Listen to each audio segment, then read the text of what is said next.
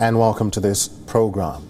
How can you have a war on terrorism when war itself is terrorism? This is a quote by an American historian, Howard Zinn. U.S. governments over the last 20 years have grappled with this question. When terror struck on September 11th, U.S. vowed to fight back. This started the war in Afghanistan. But 20 years later, many are pondering if the Afghan invasion curbed terrorism or intensified its further. The lives of Afghans changed rapidly from living under the thumb of terror and Taliban to U.S. rule, and now back under the Taliban. So on the 20th anniversary of 9/11, resident of Kabul reflects on the last 20 years. Afghans claim the 20-year U.S.-led war on terror did not change much on the ground. ولا هو خو شم نه دي کړو ترونه کړله پوه شو کدي بل دا مجاهد راغله که یو څو کی خو خدا او کوي نه خو بس بیا دي خلکو کې څه خراب ده. However, other Afghans say the United States have abandoned them while the Taliban have crippled the Afghan economy.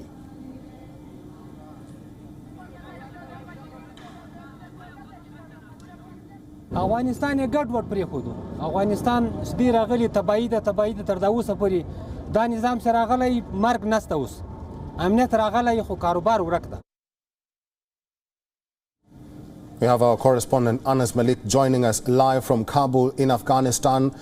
Mallick, good to see you. Has the Taliban government reacted or issued any statements in regards to the 20th anniversary of 9/11?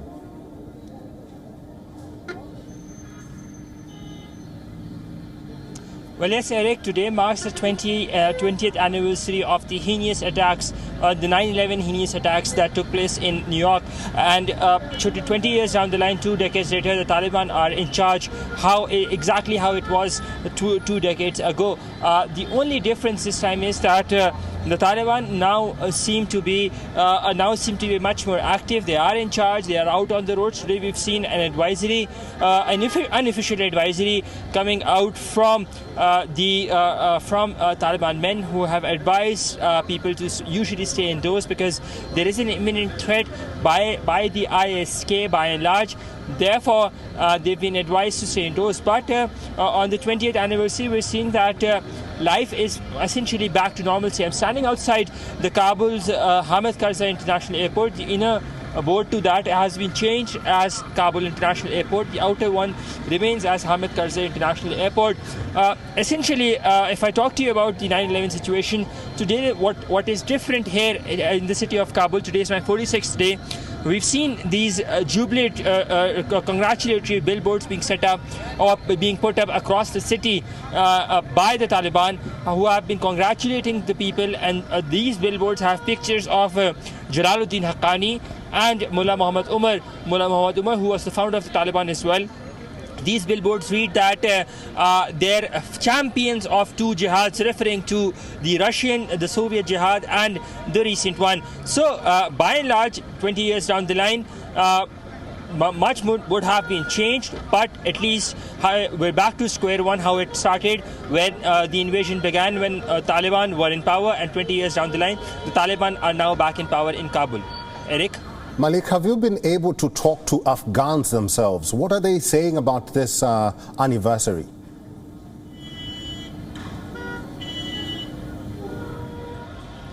Well, the Afghans are generally tense, but then this is the new normal.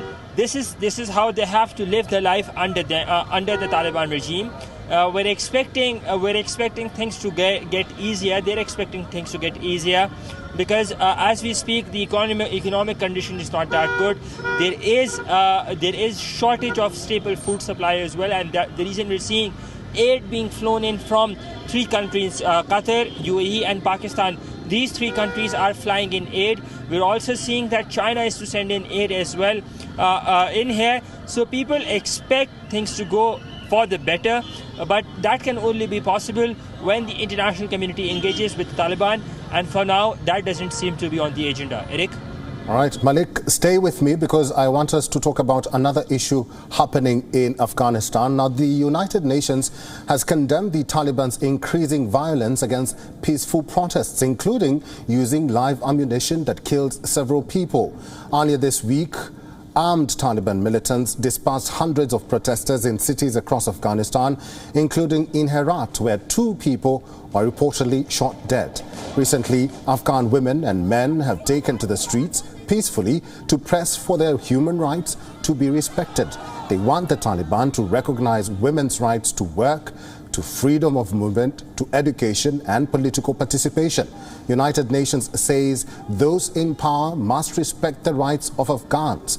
Ravina Shamdasani, the spokesperson for the UN High Commissioner for Human Rights, says, and I quote, "Peaceful protesters across various provinces in Afghanistan over the past 4 weeks have faced an increasingly violent response by the Taliban, including the use of live ammunition, batons and whips. We call on the Taliban to immediately cease the use of force towards and the arbitrary detention of those exercising their right to peaceful assembly and the journalists covering the protests." End of quote. Let me just go back to our correspondent in Afghanistan, Mallick. Thank you very much for staying with us, Mallick. World leaders and the UN have recently condemned the Taliban's crackdown on peaceful protests. Has anything changed so far? And what is the status of those who are arrested and detained?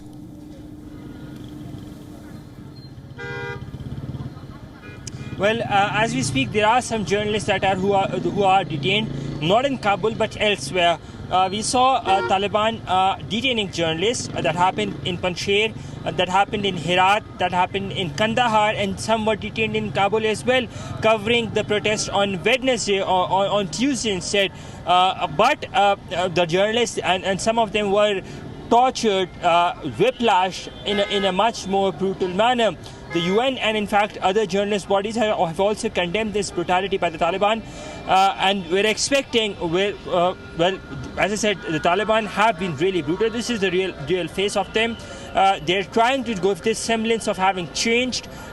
They are trying to give this essence of being normal, but this is not normal what they have been doing, and there needs to be a course correction that needs to be done at the earliest. We've seen peaceful protesters out on the roads as well.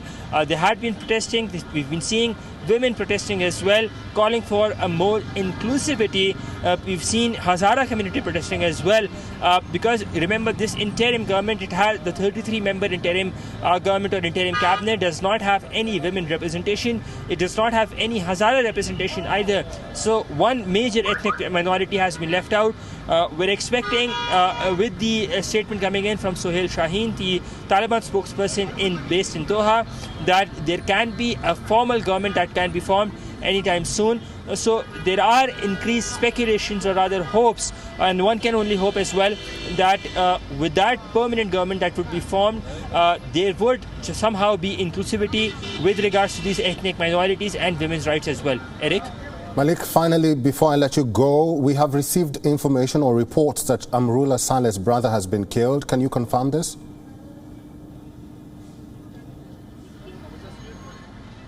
Well, yes, we yesterday reported it. Amrullah Saleh's brother, Ruhullah Saleh, his elder brother, who was en route from Panjshir to Kabul, he has been killed.